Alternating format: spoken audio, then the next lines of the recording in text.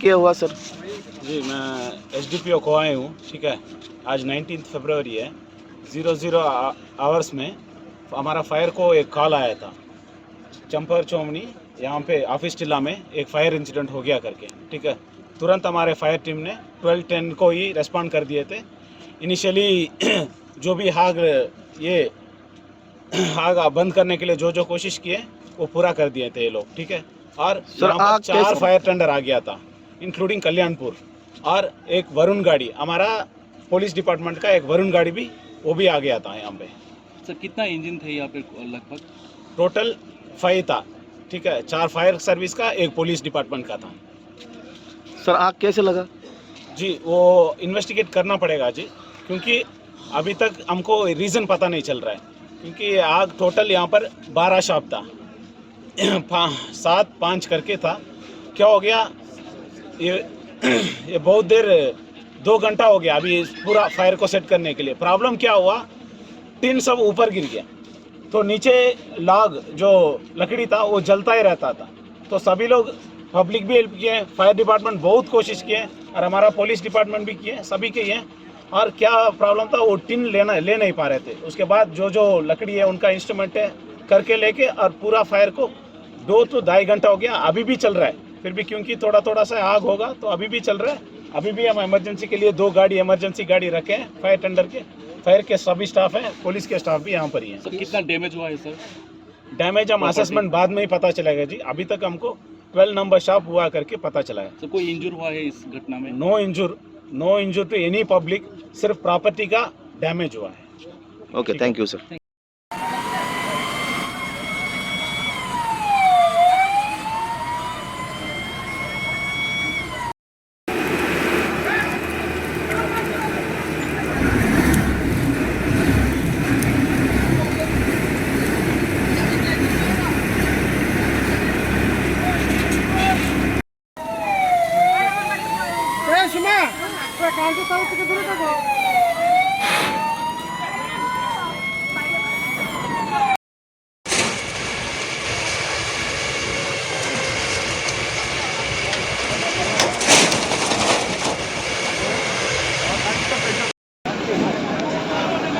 तो बाइक नहीं तो ही बता रहा है।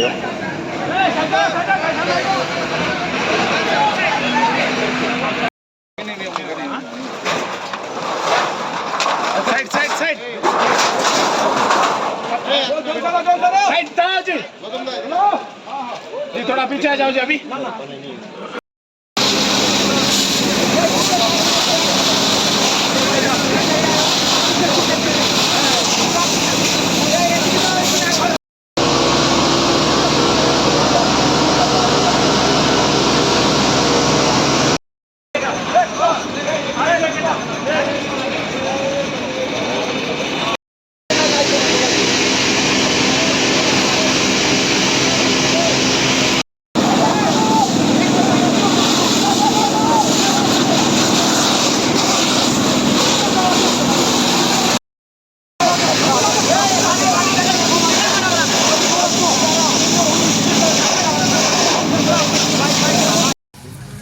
আচ্ছা আচ্ছা, এই যে ভয়াবহ অগ্নিকাণ্ড ঘটলো, এটা কয়টার সময় হয়েছে? রাত্রিবেলা 11:30টার দিকে। তো আপনি কোথায় ছিলেন? বাড়িতে? বাড়িতে আছি। আপনার এখানে কয়টা দোকান ছিল? 60টা দোকান আমরা। তো আসার পর কি দেখলেন? তারপরে তো দেখলাম ভয়াবহ আগুন, কিছুই নাই, পুরো সব ছাই হয়ে গেছে।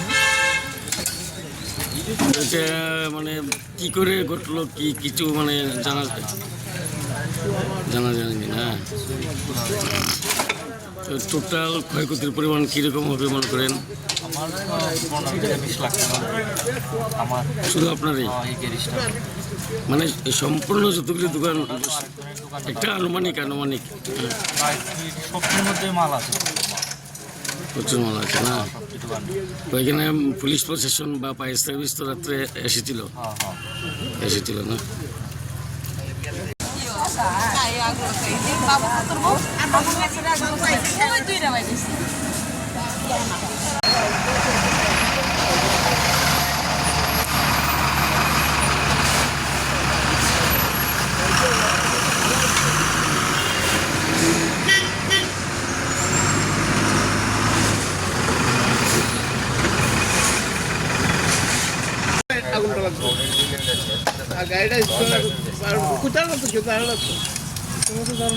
জানো কত না আর সব তো মেলা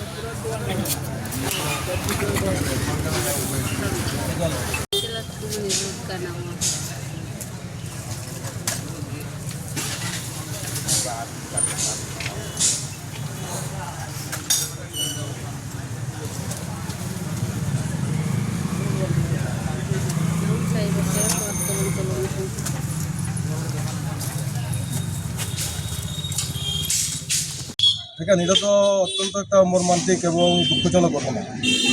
এখানে প্রায় 9টি দোকান এখানে পুরা গেছে। এটা এই 9টি দোকান যারা এখানে যাদের ছিল তাদের এটা জীবিকা